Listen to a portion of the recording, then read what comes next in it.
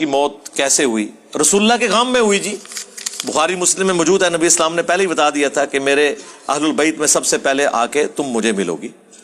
تو hardly 20 years کی age تھی اپروکسیمیٹلی، تو ان کی ڈیتھ ہوئی ہے. وہ جو رافضی الزام لگاتے ہیں وہ بالکل جھوٹ ہے. اس پہ میری ویڈیو دیکھ لیں، فاطمہ کا قاتل کون. نماز میں سورہ فاتحہ پڑھنے کا حکم ہے، چاہے امام کے پیچھے کیوں نہ ہو، مگر امام وقفہ نہ کر رہا ہو. یہ ایک طرف کی حدیث ہے نا. میں نے اس کے بارے میں میری ویڈیو 1 ملین کراس کر چکی ہے، نیو فاتحہ خلف الامام. میں نے اس میں بتایا کہ اس میں ایکسیپشن ہے جہری نمازوں کے حوالے سے، جہاں پہ امام اونچی قرات کرتا ہے وہاں پہ اگر وہ وقفہ دے دے تو آپ پڑھ لیں، اگر وقفہ نہ بھی دے تو امام کی قرات مقتدی کے لیے کافی ہوگی. رہ گی سرن جو نمازیں ہیں ظہر اور عصر کی، یا جہر نمازوں میں جو آخری رکھتے ہیں، جس طرح عشاء کی آخری 2 رکھتے ہیں یا مغرب کی آخری رکعت، اس میں تو آپ پڑھ لیں گے.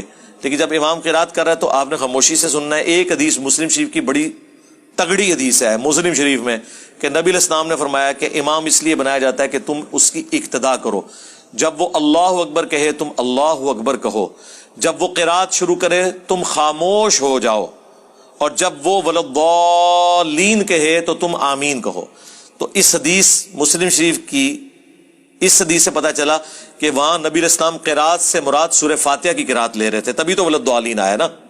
تو آپ نے کیا فرمایا؟ تم خاموش ہو جاؤ. تو آپ نے امام کو خاموشی سے سننا ہے. البتہ جو وقفے ہیں، جیسے ابو داؤد میں حدیث ہے نبی علیہ السلام 2 سکتے کیا کرتے تھے، ایک فاتحہ سے پہلے ثنا کے لیے اور دوسرا رکوع میں جانے سے پہلے اگر کسی نے فاتحہ پڑھنی ہے. وہ افضلیت غیر افضلیت ہے. وہ وقفے کرنا واجب نہیں ہے لیکن سنت تو ہے. ہم اہل حدیثوں سے یہی تو کہتے ہیں کہ دوسری طرف تم لوگ فجر کیے 2 سنتیں پڑھنے کے بعد 10-15 سیکنڈ کے لیے لیٹتے ہو کہ جی ہم سنت پہ عمل کر رہے ہیں. کرتے ہیں نا. نہ نیند آئی ہوتی ہے نہ تھکاوٹ ہوتی ہے، صرف سنت پہ عمل کرنے کے لیے. دیوبند اور اہل حدیث اور بریلوی مسواک لیے پھرتے ہیں سنت پہ عمل کرنے کے لیے. ٹوپیاں سجائی ہوتی ہیں سنت پہ عمل کرنے کے لیے. تو اس سنت کے اوپر کسی نے عمل نہیں کرنا کہ آپ قرات کے لیے وقفہ دیں. تو الحمدللہ ہم وقفہ دیتے ہیں. جہاں پہ کوئی وقفہ نہیں دیتا تو بس امام کی قرات مقتدی کے لیے کافی ہے، باقی سرن میں آپ پڑھ لیں. علی بھائی، عشاء کی نماز میں اگر چوتھی رکعت امام کے ساتھ نہیں پڑھی تو امام کے سلام پھیرنے کے بعد 1 رکعت پڑھ کر تشہد بیٹھنا ہے. جو آپ کی دوسری یا چوتھی رکعت ہوگی اس میں آپ نے تشہد بیٹھنا ہی بیٹھنا ہے. یہ جنرل رول ہے. آپ چوتھی رکعت میں آ کے بیٹھے تشہد میں تو وہ رکعت تو آپ کی شمار ہی نہیں نہ ہوئی.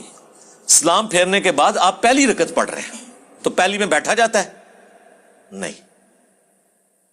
البتہ اگر چوتھی آپ نے امام کے ساتھ پڑھی، قیام، رکوع اور سجدہ، جب امام نے سلام پھیرا اب آپ کی 3 رکعتیں باقی تھی. پہلی آپ امام کے ساتھ پڑھ چکے، باقی کی 3 آپ نے پڑھنی ہے.